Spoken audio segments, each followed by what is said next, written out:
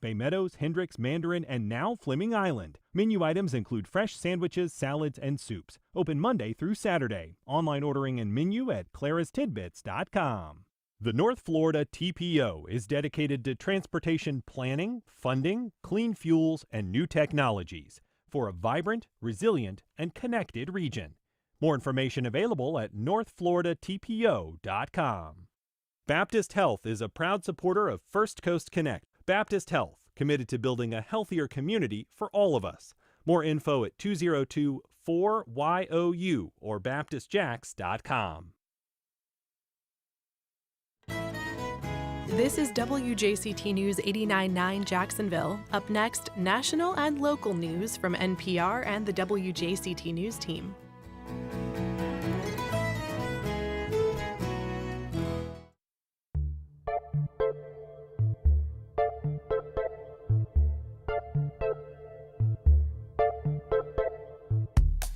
Good morning, I'm Ann Schindler, and on today's First Coast Connect, nursing no longer qualifies as a professional degree under the Department of Education. We explore the impacts for nursing students and dig into the latest headlines on GLP medications in our monthly house call with Dr. Joe. Then, from Chuck E. Cheese animatronics to augmented reality, we discuss the evolution of the amusement park dark ride.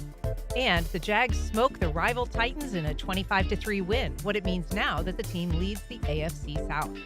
Join the conversation. Give us a call on air at 904-549-2937 or head to firstcoastconnect.org where you can find all the ways you can connect with us. Stick around. We'll be right back after the news.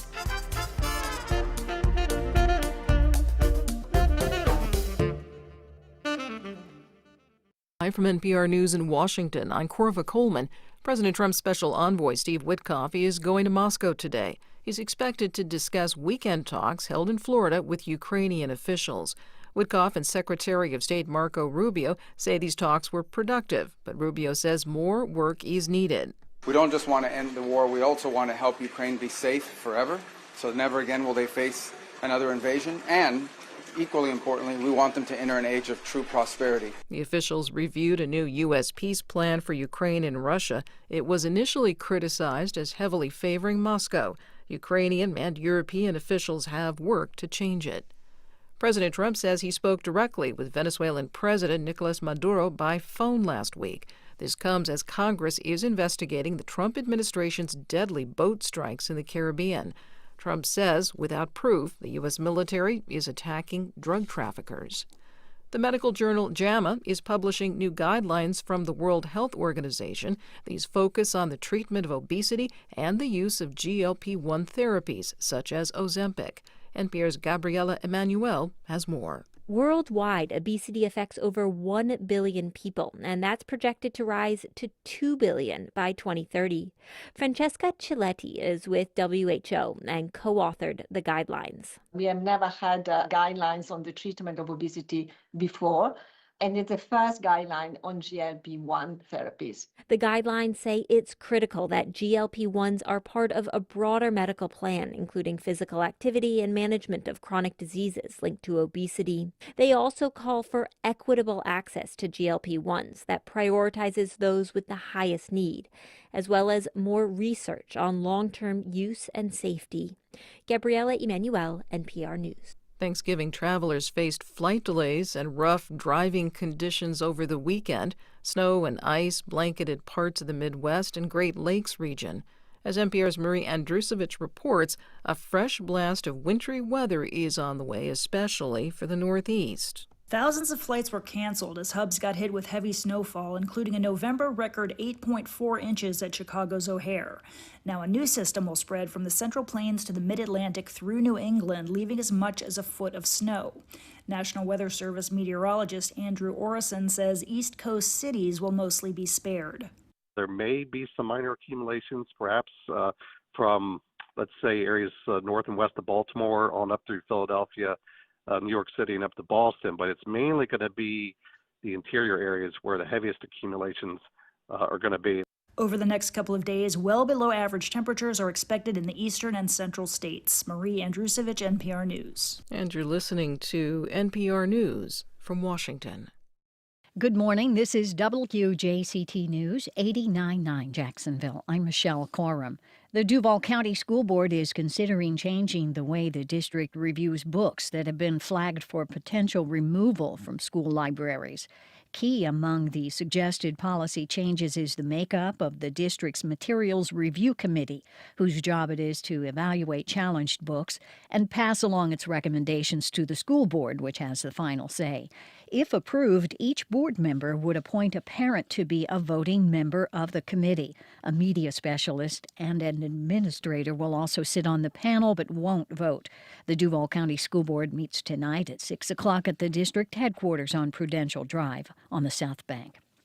A federal appeals court rules that Florida can enforce a 2024 law that prevents children from having access to certain social media platforms, rejecting arguments that the law violates the First Amendment. WJCT News 89.9's Stephen Ponson has more. A panel of the 11th U.S. Circuit Court of Appeals granted the state's request for a preliminary injunction of a June ruling that blocked the law, meaning the state can enforce the ban while the legal battle plays out. The law prevents children under the age of 14 from opening accounts on certain platforms such as Instagram, Snapchat, Facebook, and YouTube. Supporters of the measure say it's needed since social media platforms have addictive features that harm children's mental health. Stephen Ponson, WJCT News 89.9. Small chance of rain this afternoon with the temperature getting up to 71 degrees. Support for NPR comes from NPR stations. Other contributors include Fisher Investments. As a fiduciary, Fisher Investments is obligated to act in their client's best interest. Learn more at FisherInvestments.com. Investing in securities involves the risk of loss. This is NPR.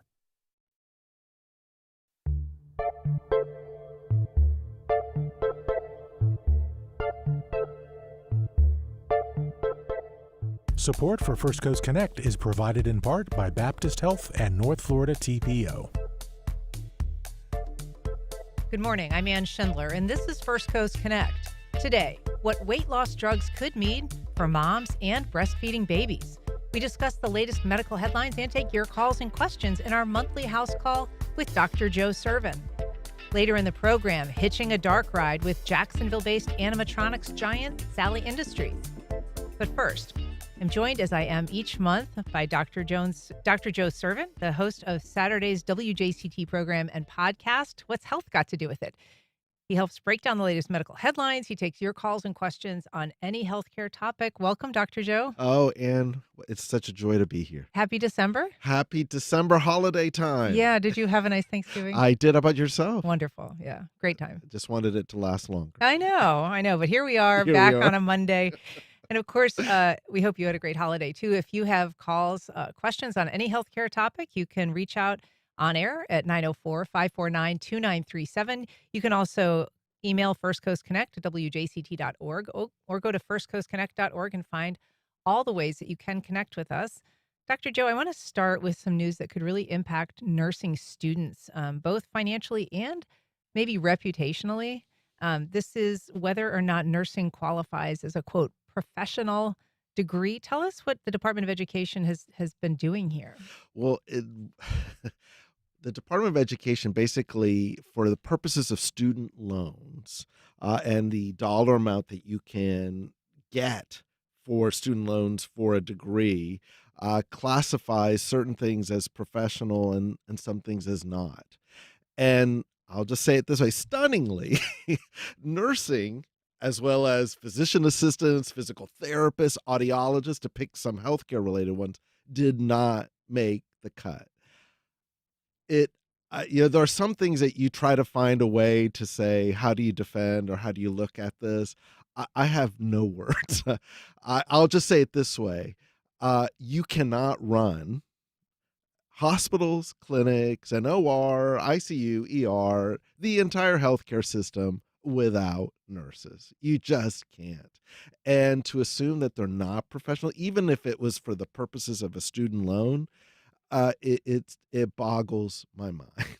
Well, it's interesting because some of the things that were included, include things like chiropractic medicine and theology, veterinary medicine, but, not Not nursing. And so, I mean, I think for a lot of nurses, it is surely could impact them financially if they're in school and they're pursuing a degree and and this would apply to certain caps that are available for, recouping some of those costs. But I feel like nursing is often, not doesn't get enough respect sort of as it is. Is this something that nurses are concerned will just, you know, diminish their professional reputation or are just taking as kind of an insult?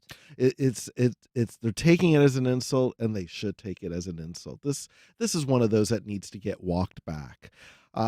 We have such a we talk about doctor shortages. The nursing shortages, which we haven't talked about a lot, is just as huge. Yeah. There is such a demand in all facets of that area. When I was looking at social media on this one, and I saw chief nursing officers left and right talking about this issue, this is that you have to say something. This is just kind of crossing a line. A lot of people need, as we all talk about the cost of higher education, nursing schools are in that mix. You need loans to help people complete this degree. This degree is needed. From what I can tell, they do a very nice living. They could certainly be paid better, but for what they do, this is it's just one of those that I'm just finding myself completely verklempt. I don't have a way of like what was the mindset to reclassify this. This is just one of those areas that I think that just needs to kind of get changed. Yeah. Because it's just shooting us in the foot. I mean, Florida in particular has really been working to try to, stem this gap that exists in terms of what's needed in the world of nursing. And, there's a lot of schools, including our local schools, that have Right. created fast track degrees. They're trying to get more nursing students in. They're expanding their programming. All of that costs money. And nursing, like a lot of things in medicine, isn't getting any less complicated. It isn't Nope. getting easier to do. I mean, there's all the time more services that are provided, more complexity to the way that those services are provided. So it is, a difficult thing to master. I mean, let's look at it this way. If you look at the healthcare system and where we're going, let's take a condition like cancer, for that matter. That type of care is delivered across a team. Yes, there's a doctor on the team, but there is everywhere left and right nursing on that team. Let's take And often have the most patient contact, right? absolutely. I think about like in an intensive care unit. You define an intensive care unit by the ratio of nurse to patient. So that intensive care is based on the nursing care that is delivered to that patient. That is how you do this. That's why I'm like, this is one of those things that I hope gets adjusted and quickly gets fixed, because this is not going to help any of us. We're talking about bringing down costs. This is how now you are going to kind of create a situation where you don't get care. This is ridiculous. Yeah. Well, I think it's definitely something that we'll be watching because this list of degrees that are not classified as professional, I mean, as you said, audiologists, but also architects, accountants, educators, physical therapists, physician assistants, social workers. It's like I listened to that and I go, these are people that you need on your team. These are elements that you have to have in place for a lot of different healthcare areas. Yeah. If you'd like to reach us or have a question for Dr. Joe Sirven on any healthcare topic, you can call us at 904-549-2937. You can email First Coast Connect at WJCT.org. And if you would like to remain anonymous with a healthcare question, you certainly can. But Dr. Joe joins us once a month, and now is your time. If you'd like to reach us, we've got a call from Sally in Springfield. Good morning, Sally. Go ahead. Yes, good morning. Thanks for bringing attention to this. My point is, with no offense to anyone, we shouldn't even be puzzled because the person who is in charge of the Department of Education right now has a background in professional wrestling. And that's just basically my comment. Yeah, is true. Linda McMahon's background is right. not That's true. in education. We Good have a point. comment also from Jane on Facebook saying Big Ed, as we call the Federal Department of Education, is a tragic, chaotic mess. I apologize to every professional nurse who is injured by this madness. So true. I'm going to kind of come clean here. My wife is a nurse. My mother-in-law is a nurse. I am very much have learned many pieces of my medical profession from nursing. And when I've had to be in a hospital or seek care, those are who I remember Sure. sometimes more than the physician itself. Sure. I think anybody who's had a loved one in the hospital knows that that's also the person that family members most rely on, whether it's to get you a drink, if they can help you out, or just, offer some consolation, help to interpret what a doctor is saying. I mean, there's so many services that they provide on just an individual level. Is there anything that you would suggest that people do or could do? Yeah, this is the time to not be quiet. This is one of those moments that you do have to reach out and either to wherever the Department of Education is or to your local congressperson, just to let them know that you support this and that this needs to change. Yeah, we've got a call from Peter on the South Side. Good morning, Peter. Go ahead. Yes, good morning. I might be a little confused. If so, please help me. But a degree is not a professional certification. Nursing is a profession, and you get an RN, but that is not the same as a Bachelor of Science degree that may be a stepping stone. So I'm not quite sure what the implication of this decision is. A nursing certification, a professional certification, is still a registered nurse granted by the appropriate agency in the state of Florida, right? That is correct. There is nuance when it comes to how you look at the professional degree. There is a BSN, which is the 4-year degree for nursing. That's a bachelor's in nursing. Exactly. There is, if you want to go further, you can go into nursing practitioner, which also you have to have the BSN to go further to complete that particular level degree. Yes, to serve as from a regulatory standpoint, there is an RN or LPN. Those are determined by the state, in this case, state nursing board in that regard. Nonetheless, though, in order to get that particular registration, you have to have some type of education that gets you there. That education falls back into the issue that we were talking about, which is how things are demarcated in terms of loan programs to be able to get whatever work you need to do to obtain that RN, LPN, those type of things. Yeah, and that's the funding that's possibly going to be restricted. We've got a call from Rachel in Mandarin. Good morning, Rachel. Go ahead. Hi, thank you for the call. I'm a speech language pathologist and I own a private practice, Brainworks Therapy in Mandarin. And I just want to also call attention that this same lack of professional degree status is affecting speech language pathologists as well. We are the professionals who are working on all aspects of communication and swallowing disorders from birth till end of life, both in the medical system and in the school system, whether it be neonatal, early intervention, disorders affecting academic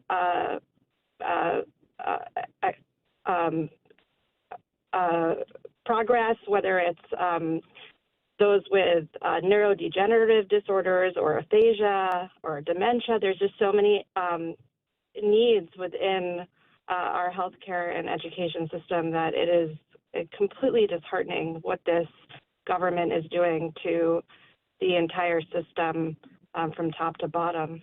Rachel, thanks so much for your calls and comments. We also have a call from Michelle in Avondale. Go ahead, Michelle. Hey, good morning to you both. As a nurse for 43 years, it was really disheartening to read the news. I couldn't believe it when I did read it. But my question to you both is, I know a lot of the focus is on funding, but it could be a bargaining chip for businesses, because if we've been deemed unprofessional now, how do we negotiate a viable wage when we're not a profession anymore? Not just for nursing, but just like the speech therapist that just spoke, how do we negotiate? No, these are primarily female roles that have been, for years and years, you were either a teacher or a nurse, or that was your profession. But now, all of that is out the window. What are your thoughts on this? That's a good question, Michelle. Dr. Joe.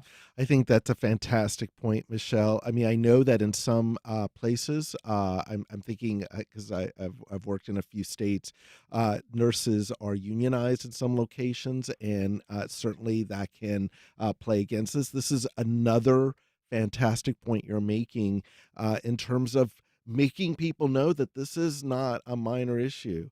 To the speech language pathologist, that's another group you cannot live with. If someone's had, in my area, stroke, they have to get looked for swallow studies and all the other conditions that were mentioned. This is just something that just cannot stand.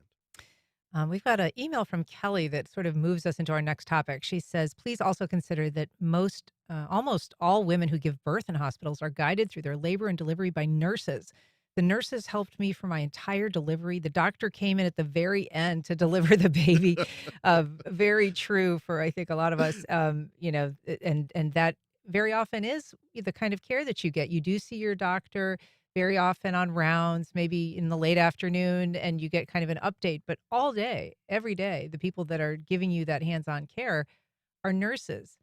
And I do want to talk about pregnancy because there's a lot of pregnancy medical news lately. So let's start, if we can, with this new questions being raised about the use of weight loss drugs, either before or after pregnancy. We're seeing particularly an increase in women who are beginning to take these medications after they give birth. And a lot of questions people have about whether that is good for the mom, whether that's good for the baby. Here's the thing, Ann. We also have a lot of questions about the use of these medications. And we're talking about the weight loss drugs like Wegovy, Ozempic, all the other brand names. There is a huge uptick in the use of these weight loss medications postpartum. Now, what we don't know, and here's the thing, is like, what does that do to a woman who is postpartum? There's a lot of hormonal changes. There's a lot of metabolic changes. You're breastfeeding. There are a lot of questions. And the amount of studies that look at this, they're very few to where I would say, I don't even know if there are clear guidelines on this issue, but this has become a hot area of usage for these medications. And so we know that in terms of before pregnancy, there has been an increase also in use of these drugs. And that can be of great benefit to women if they're struggling with obesity or overweight, and they are trying to get in a safer place to deliver, because it can be less risky for people if they are, if they weigh less, if they're maybe not facing problems that can come with obesity like preeclampsia. And so a lot of doctors are inclined to give these drugs perhaps in leading up to that period. But they can also, when people stop taking them, they can also lead to very rapid weight gain. That's right. I mean, this is where we get into a lot of nuances. This is not going to be this simple, take this will happen, and all will be great. And, I like all those TV ads, the rainbows and all that type of stuff. On one level, before you become pregnant, and if you're overweight, this can be very helpful. What I've heard anecdotally, it actually helps in fertility, because women who have who may have been overweight or obese, and they take it and lose weight, and suddenly they can become pregnant. So there's the positive news. Where it gets complicated is that during pregnancy, I hope that you're not taking it, because that's a natural time to be gaining weight for you and the baby. After you deliver, that's where it becomes a question. You are set up, the woman is typically set up for breastfeeding. Prolactin, which is one of the hormone that is released in order for you to produce milk, it helps to do two things. Number one, on one element, it helps to kind of burn off calories, but also it can increase your appetite because making milk actually increases your metabolism, and it requires an enormous amount of energy. Yeah, exactly. And so in that regard, you may find that the appetite kind of increases. But there is also some element that in some women, it can kind of lower, it can help to lessen some of the weight afterwards. What we don't know is exactly how does this drug interact with this hormone specifically. Number two, what about it in breast milk? It's theoretically it shouldn't cross over, but we don't know. This is the type of questions that need to be studied. And I will tell you that when I looked up the studies to kind of see what do we know, the American study on the semaglutide, which is the main ingredient for Wegovy or Ozempic, was 8 women that were observed. Yeah. That's we're talking millions of people now taking it. That's not a sample size you can rely on. Exactly. That is where we are in terms of the research in this area. I mean, the concern obviously is you don't want to be diminishing appetite in a child if there's any chance that could happen. But also the way these drugs work, they can impact, proteins in the body. And a woman needs to sort of have all of her strength to produce breast milk. I mean, it is not a small task to do that. And this is why I've noticed that the only guidelines I could find is one in the Canadian group, which are saying we should not be using these drugs at that point. But the data, the numbers, we don't have those studies. Yeah, and it's going to be a while. Well, we'll have to keep an eye on that. Another thing that I wanted to ask you about is some research that's been done into trying to bring down the rate of C-sections. So there was a really interesting story just this past week in the New York Times tracking a hospital that had a very high rate of C-sections, 40%, much higher than is recommended. This was Rochester General Hospital in New York. And I mean, a lot of interesting things about how they approached trying to bring that number down. A lot of people thought it's not a number you can bring down. This has to do with the older age of women as they're having the health of women. Things like obesity can contribute to a rise in C-sections. So a lot of people were saying this is just a trend that's irreversible. It's happening and it's just going to continue to happen. But this hospital found that they could actually create some strategies and bring that number way down. Yeah, this is an interesting element because there was nothing so new tech or very dramatic about how they did it. For whatever reason, C-section rates in the United States are stubbornly stuck around 32 to 33% of all pregnancies. It should be running, at least per global guidelines, everything, more towards 15, 19%, maybe in 20 is where we should be running. So the U.S. average is just stuck. There's a couple of things. Maybe if people feel that they want to go to C-section anytime there's a sign of trouble. And that's where we get into if there are complications relating to the women who are delivering. The darker side of that is C-sections make money.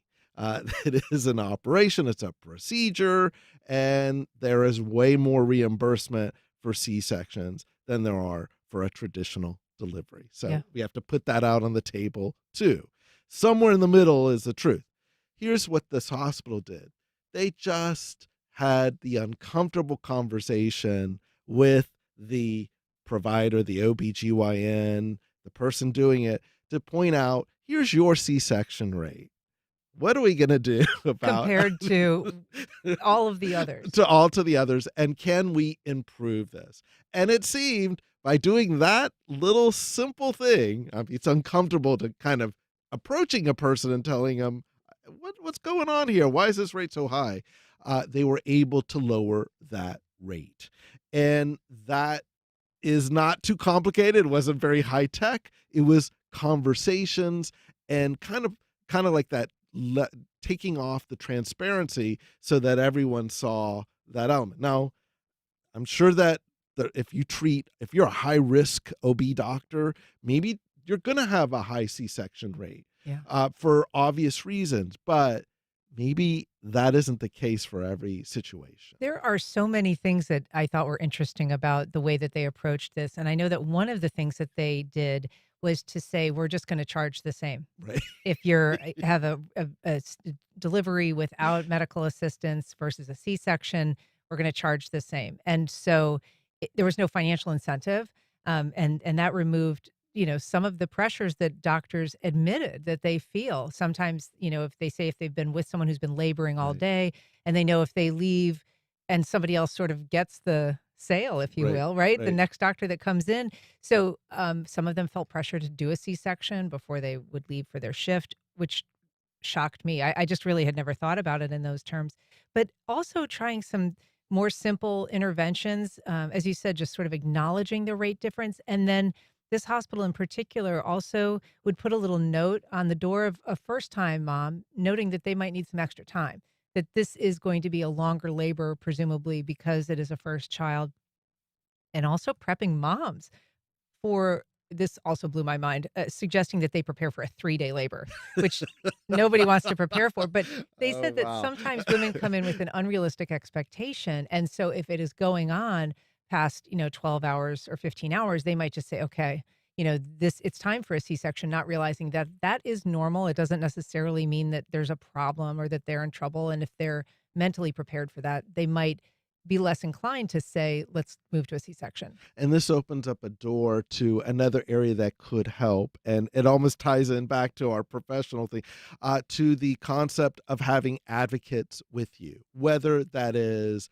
a doula, which is someone who is actually a non-medical professional, yet they are there through the birthing process to serve as both kind of coach, advocate, and a Translator. translator for the person while they are in active labor, and maybe they're focused on something else, so that you have someone there in your room, or the use of birth coaching discussions to kind of put this kind of on the table. And these are very useful items that could change that rate. I do want to just note too, because there's been some recent investigation into the use of fetal monitors, which Yeah. is something that is routinely done, strapped to pretty much every woman who's brought in and delivering it in a setting where there's any time to, do that prep work. And they are the top justification for C-sections in healthy pregnancies. And very often the monitors are suggesting distress. Everybody gets worried, and understandably so, but apparently they don't necessarily indicate a need for this medical intervention, this surgical intervention. So this is one of those areas where really this has to be looked at from a healthcare system standpoint, and how, like, notice how we have picked up on so many variables Yeah. that can do everything from a physician shift to the payment to the technology. This almost has to be almost rethought. Yeah. In some ways, because each one of these are contributing to the issue. Again, it's a national issue when you look at just we've been stuck. But my goodness, that hospital, God bless them for figuring out that there are not that difficult or expensive ways that you can kind of get to that answer. Yeah, and we should say, if we haven't, they dropped the rate from 40 to 25%, so an extraordinary decline. I want to briefly touch on some new research that indicates a similar but different kind of dementia that's called late. Initially, a lot of people thought it was Alzheimer's, but now there's some research showing that it's separate and distinct. What do we know? So late is a it's more of a recently described type of neurodegenerative condition, a dementia. It is an acronym, and it stands for limbic predominant age-related TDP 43 encephalopathy. Good job. I had to write it down because I was like, on live radio, I'm like, I'm going to mess that up. So that is, let's just say late. What's interesting about that, this is a TDP 43 is a protein that seems to get deposited in the limbic system, is where you create short-term memory and emotional regulation. It's something called the hippocampus. It's in our brain, and there is this accumulation and atrophy in that. This type of dementia has two interesting things. Number one, it seems to occur in the older individuals, late 70s, 80s, 90s. In fact, it's very common in that group. As many as a third. Exactly. It's huge in that group. The second thing about that is that it is slower than typical Alzheimer's disease, but it seems to be relegated just to short-term memory. While Alzheimer's, you think about there's other conditions, language, or visual spatial things where you get lost, or you're not planning through tasks. This really is stuck to short-term memory. And the protein is not the amyloid that we've been talking about on our show or this show, where they have those new drugs. It's this TDP-43, which is different. And curiously, the same protein that accumulates in frontotemporal dementia, that's the one that Bruce Willis has, or in ALS, which is in a very different condition. The difference between late frontotemporal dementia and ALS is where it accumulates, that it's specific to this area. And that's a new thing.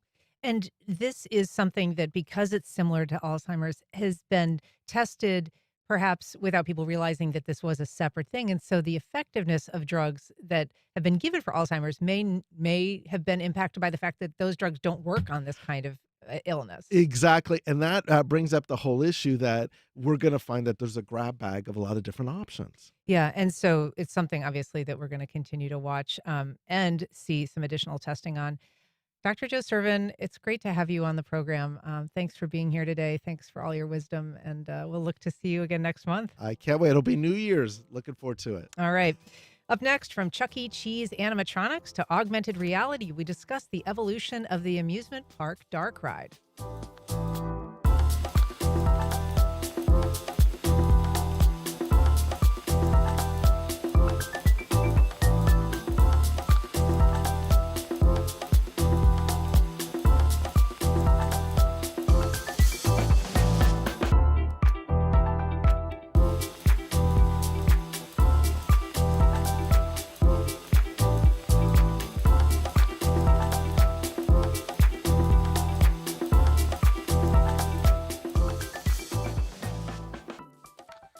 Welcome back. Well, Disney's It's a Small World is one of the oldest and best known, but the world of dark rides is actually quite large. And Jacksonville-based Sally Dark Rides is an industry leader. I had an opportunity to sit down with Lauren Wood Weaver. She's the company's vice president of marketing and business development, to talk about working in the company that her father created and the ill-fated ride based on an iconic Moody Blues song.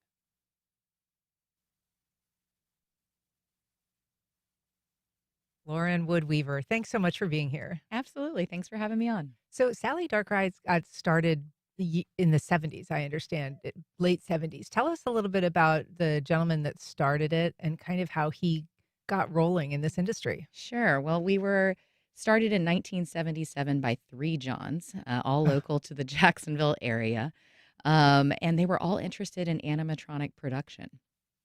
John Rob Holland, who later became a dentist here in the area, had to give a presentation in his dental class, and he decided to make it extremely interesting by basically taking a mannequin's head and making the eyes blink and the mouth open wide and speak to the class. And it was really, really cool. And then he got an A, and that was kind of it until his buddies, John Fox and John Wood, my father actually, came over and thought this animatronic talking head was really the next big thing. That was when Star Wars first came out. Sure. So robotics was in, to say the least. And John Wood is the only one that really remains with the company today, but he's still with them. He is. He Wow. got starstruck by that first Sally talking head and took it to market. And so that's where the name comes from, is this original animatronic doll mannequin. Yes, Yeah. it really does. And so this was a time when animatronics existed. They were pretty rudimentary at this period. Sometimes you would see a single character like in a store window or something. And then there was Disney, which had It's a Small World, which was kind of the definitive animatronics. Absolutely. ride. They set the bar and they set it high.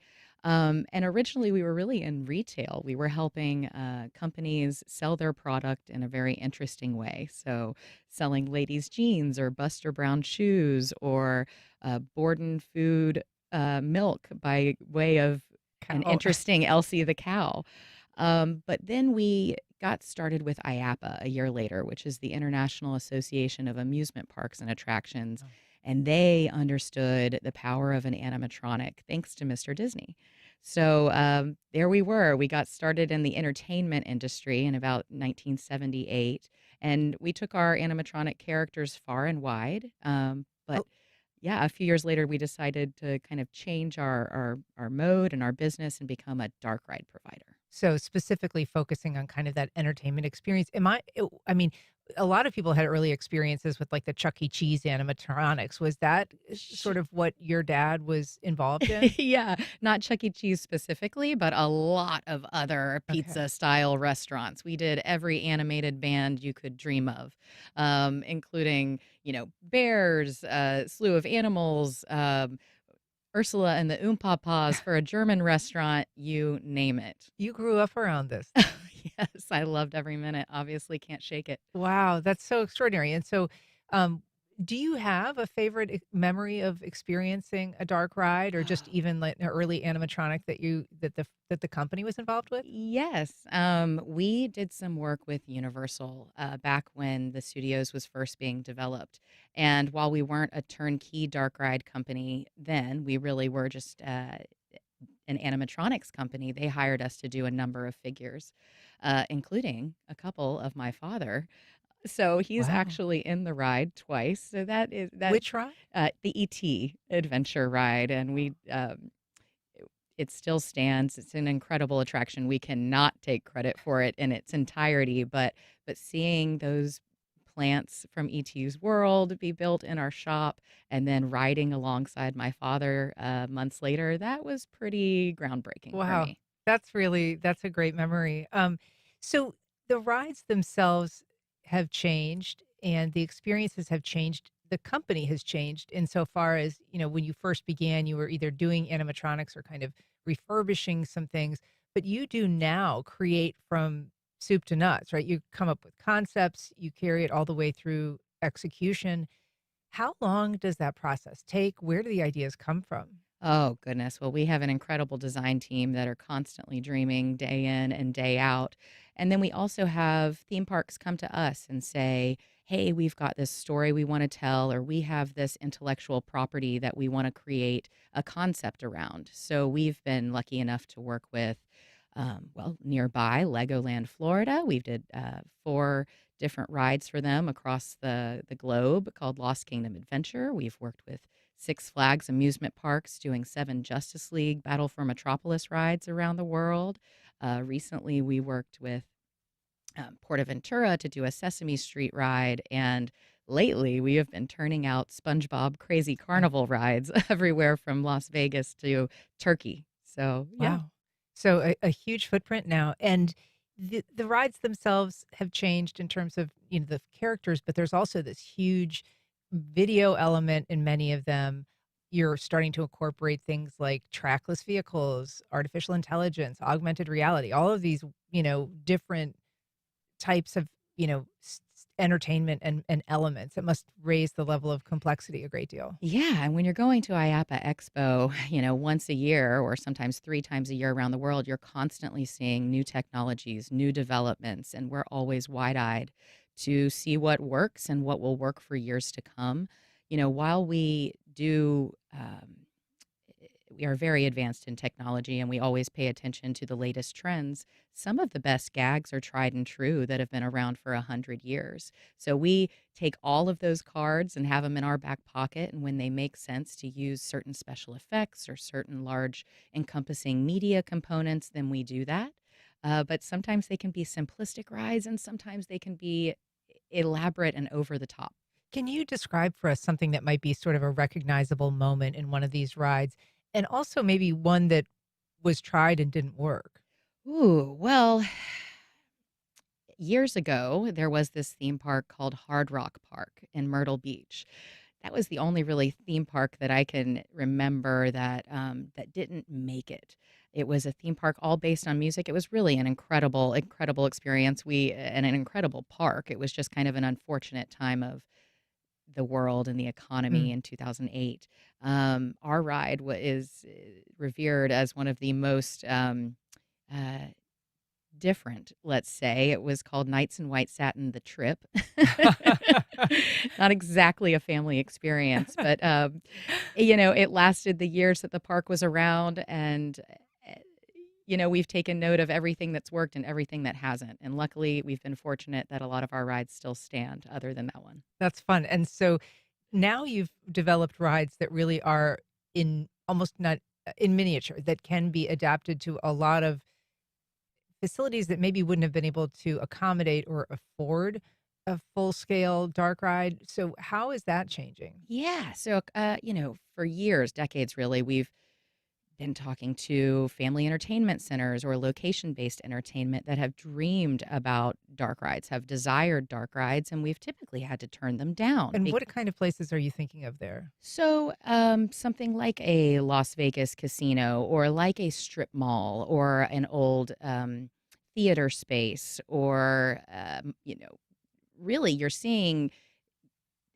tourist destinations kind of become entertainment hubs now, but they might not all have that theme park space. Okay. So while we had to turn them down for a long time, we finally have figured out the solution with the mini dark ride, which is only using 2,000 to 3,000 square foot of space, so can go into really compact locations, but still have all the bells and whistles of a traditional dark ride. What did it take to change and be able to use that smaller space? Like, what was the obstacle and what is it that you've learned the secret to? Well, one of our designers, Rich Hill, is always on his toes, and he really wanted to find a solution to this small footprint problem we were having, and was inspired by the magician cup and ball trick, where you actually move through locations a couple times, but you don't quite realize you're doing that. So we have incorporated 2 rooms with large wraparound screens where we can put different media on it every time you go into that scene. And we have areas that you will pass through with scenic environments, but we use turntables to change those scenic environments. So if we're talking about a SpongeBob ride, let's say, we might have Mr. Krabs on that turntable when you pass by the first time, but when you come back by, it's plankton. Okay. So we've just gotten clever on the use of space and the use of a trackless ride vehicle. It sounds like a great, fun sort of place to work. What kind of skill set do you need? Obviously, you sort of came to it through your family, but what kind of job requirements, what do people come to the job with that you are looking for? Well, we have so many departments at Sally. It really is a nest of creativity, but everyone has kind of their own lane. We have got an incredible design team that have come from design schools all around the world.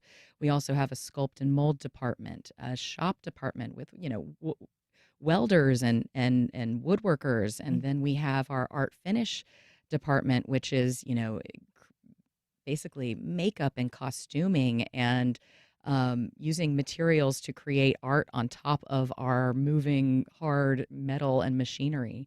And then, of course, marketing and sales and finance and all of that stuff and technical services as well.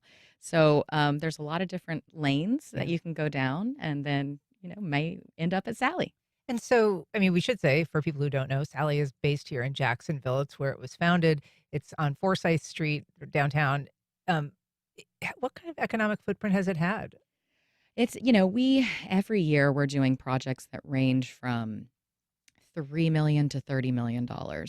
So we've been able to, survive in a space that is very unique and hopefully make a huge footprint in the world as well as our reputation and brand is concerned. And then just, recently there's been some expansion. Here in the States, you're at Six Flags, you're at Kings Dominion in Virginia, you mentioned Universal, but you are doing a lot more global work now? Yes, global and here in the States. We're actually doing a great project right now for Kings Island up in Cincinnati, Ohio, bringing back a classic dark ride that hasn't been around for 30 years called Phantom Theater. It's an encore experience, completely different than the first, but with the same cast of characters that their fan base know and love. We're bringing an interactive component to the ride, so that should be really fun for their group. But yes, we're over also in South Korea right now, installing one of our largest projects to date. And we also have a mini dark ride, our first, going into Doha Quest in Qatar. Wow. A huge, great expansion of something that started with a dentist giving a lecture. Well, it's fun to talk to you, Lauren Wood Weaver. Thank you for being here. Really appreciate it. Thank you for having me. All right, we'll be back in just a minute.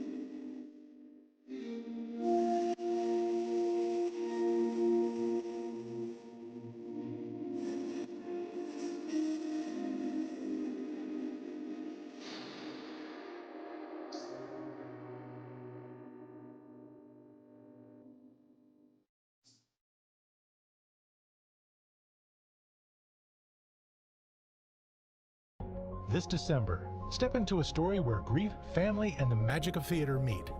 Ghostlight follows Dan, a quiet construction worker who stumbles into a local production of Romeo and Juliet and finds a way back to himself. Join us on Wednesday, December 3rd. Doors at 6:30, film at 7. Popcorn and refreshments are available. Get your tickets now at wjct.org/film. The lines are the easy part. The hard part is the emotional journey. On the next Fresh Air, Oscar-winning costume designer Paul Tasman. He watched The Wizard of Oz as a child, designed The Wiz in high school, and now he's brought Wicked to life. He talks about creating more than 1,000 looks to tell the story of Wicked for good. Join us. Today at noon on WJCT News 89.9.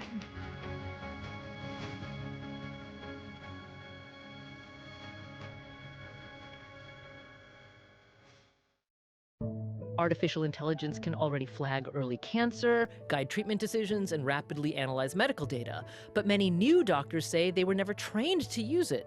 Now, more medical schools are integrating AI education into their curricula. Stanford is making AI training mandatory. I'm Meghna Chakrabarty. What does the next generation of doctors need to know about how to use AI? That's on the next On Point. Today at 11, here on WJCT News 89.9. Hundreds of thousands of federal workers have lost their jobs in the last year. Now, many of those former civil servants are looking for a new way to serve by running for public office. We talked to fired USAID and State Department employees who are looking to represent their communities and ask them what they hope to accomplish. Next time on 1A. Today, starting at 10 on WJCT News 89.9.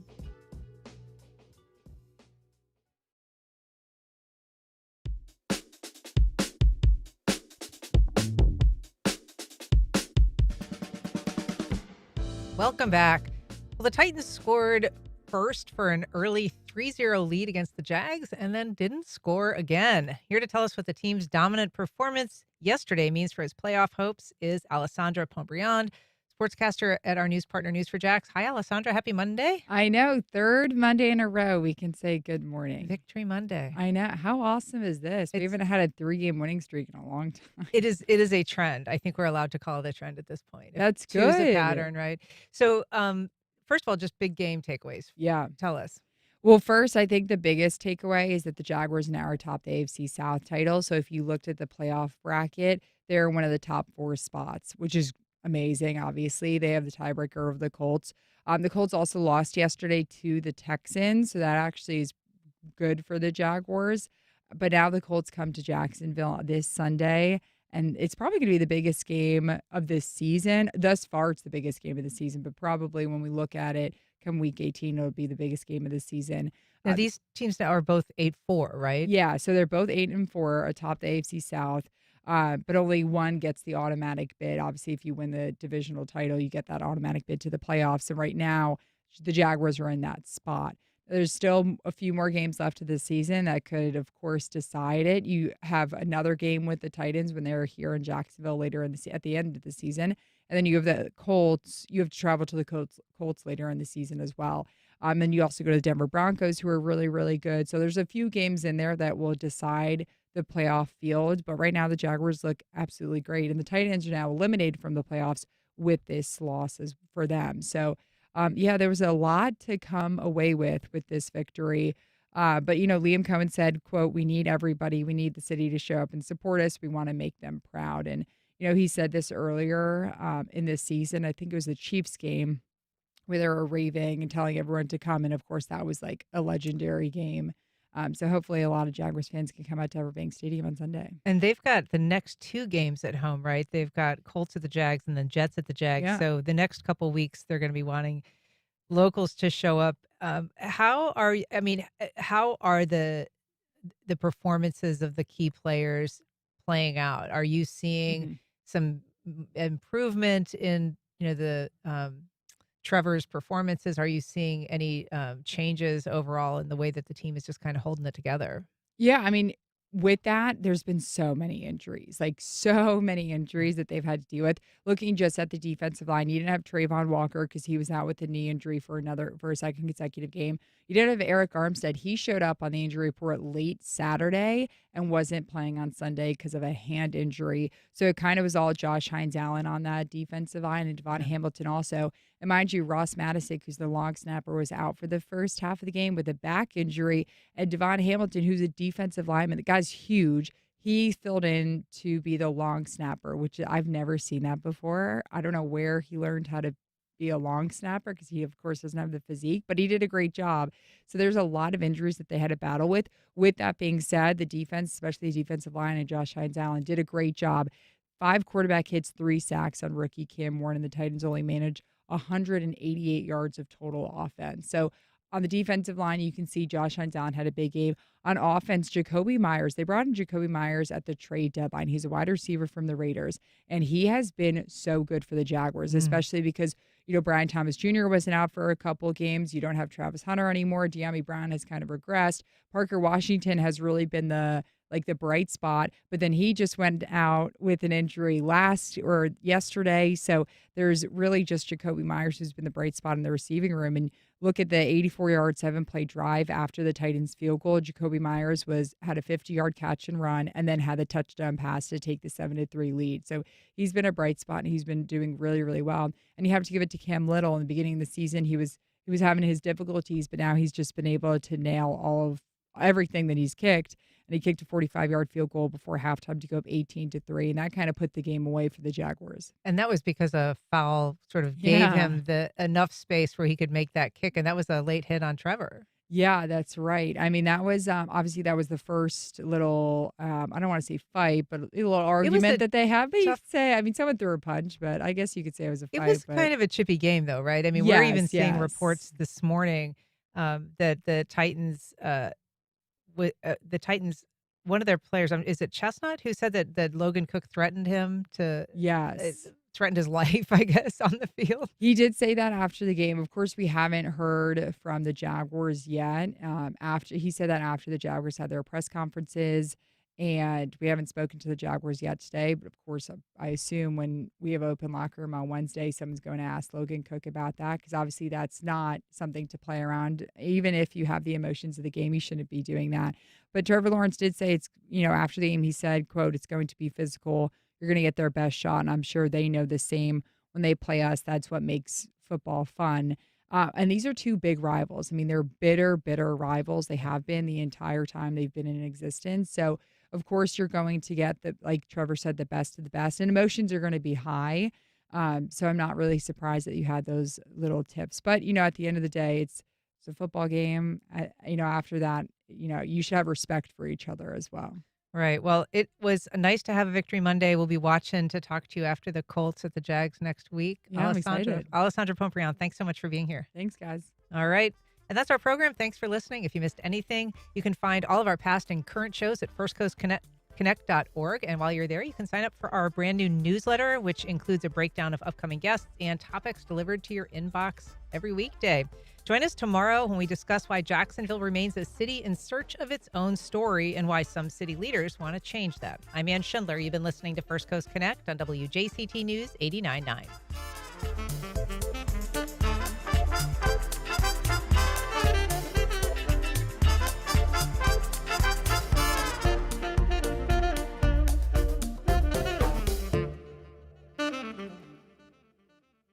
Support for First Coast Connect is provided by Baptist Health and the North Florida TPO.